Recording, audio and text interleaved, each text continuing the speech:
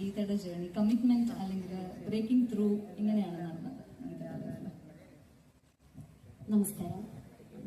എൻ്റെ ഒരു ലൈഫിൽ എന്ന് പറഞ്ഞു കഴിഞ്ഞാൽ ചലഞ്ചസുകൾ തീർച്ചയായിട്ടും നമുക്ക് നമ്മുടെ ജീവിതത്തിലായാലും അതുപോലെ തന്നെ നമ്മുടെ സംരംഭങ്ങളിലായാലും തുടരെ വന്നുകൊണ്ടിരിക്കും.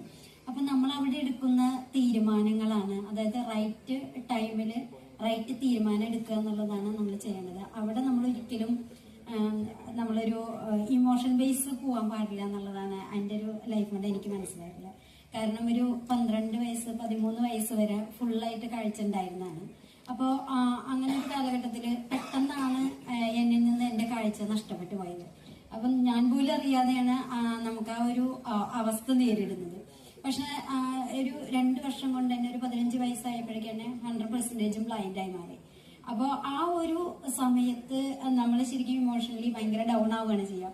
പക്ഷെ ആ ഡൗൺ ആയെങ്കിൽ പോലും ഇപ്പൊ ഞാൻ ഡിഗ്രി വരെയാണ് പഠിച്ചിട്ടുള്ളത്.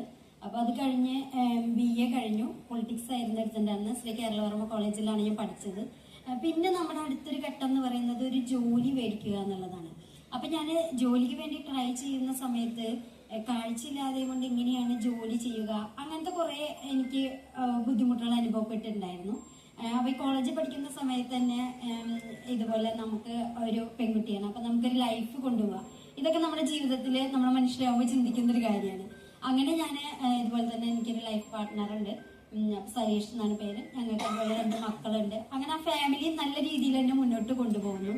പിന്നീട് ഞാൻ ചിന്തിച്ചത് നമ്മൾ കൊണ്ടുപോവുക, അതിലൊക്കെ ഭയങ്കരമായിട്ട് പെർഫെക്ഷൻ ആഗ്രഹിക്കുന്ന ഒരാളാണ്. അതുപോലെ തന്നെ ജെനുവിനായിട്ട് ചെയ്യുക, ട്രാൻസ്പെറൻസി കൊണ്ടുവരിക, ഇതൊക്കെ എൻ്റെ ജീവിതത്തിൽ ഉടനീളം ഞാൻ കൊണ്ടുവരുന്നതാണ്. അതിലപ്പുറത്തേക്ക് ഒരു കാര്യം എനിക്ക് ചെയ്യാൻ പറ്റില്ല എന്നുള്ളതാണ് എൻ്റെ ലൈഫിലുള്ള വേറൊരു ഏറ്റവും വലിയൊരു പ്രശ്നം എന്ന് പറയുന്നത്. അപ്പൊ ഞാൻ ആദ്യമായിട്ടൊരു ജോലിക്ക് വേണ്ടി ട്രൈ ചെയ്തപ്പോൾ കാഴ്ചയില്ലാത്തത് കാരണം കൊണ്ട് മാത്രമാണ് എനിക്ക് ജോലി നിഷേധിച്ചത്. അപ്പൊ നമ്മളൊരു ഫാമിലി കഴിഞ്ഞ് കുട്ടികൾ 2 പേരായി. അപ്പൊ നമുക്ക് ഇനി അടുത്തത് പറഞ്ഞ ഒരു ചെറിയ ഇൻകായാലും ജനറേറ്റ് ചെയ്യുക, എനിക്കൊരു സ്ലീപ്പർ പോസ്റ്റ് ആയാലും ചെയ്യുക, അത് നമുക്ക് നല്ല സന്തോഷത്തോടു കൂടി ചെയ്യുക എന്നുള്ളത് തന്നെയാണ് എൻ്റെ മനസ്സിലുള്ളത്. എന്തായാലും ചെറിയ വരുമാനമായാലും നമുക്കത് നമ്മൾ സ്വന്തമായിട്ട് ചെയ്യുക എന്നുള്ളതാണ്. അപ്പൊ അതിനാണ് എനിക്ക് തടസ്സം വന്നപ്പോൾ ഞാൻ ചിന്തിച്ചു, ഇനി ഒരുപാട് പേരെടുത്ത് പോയിട്ട് ജോലിക്ക് വേണ്ടി ശ്രമിക്കുന്നതിനേക്കാൾ നല്ലത് എനിക്ക് സ്വന്തമായിട്ട് എന്താണ് ചെയ്യാൻ പറ്റുക എന്നുള്ളതാണ് ഞാൻ ചിന്തിച്ചത്. അപ്പോൾ ഞാൻ അങ്ങനെ ചിന്തിച്ച് അതിന്റെ ഭാഗമായിട്ടാണ് ഇന്നിപ്പോൾ ഗീതാസ് ഹോം ടു ഹോം എന്നുള്ള ഒരു സ്ഥാപനം ഞാൻ സ്വന്തമായിട്ട് ഒരു ബ്രാൻഡ് ക്രിയേറ്റ് ചെയ്തു. അതിൽ ഞാൻ ചെയ്തുകൊണ്ടിരിക്കുക. ഹസ്ബൻഡൊക്കെ നല്ല സപ്പോർട്ടായിട്ട്, മക്കൾ അതുപോലെ തന്നെ നല്ല സപ്പോർട്ട്.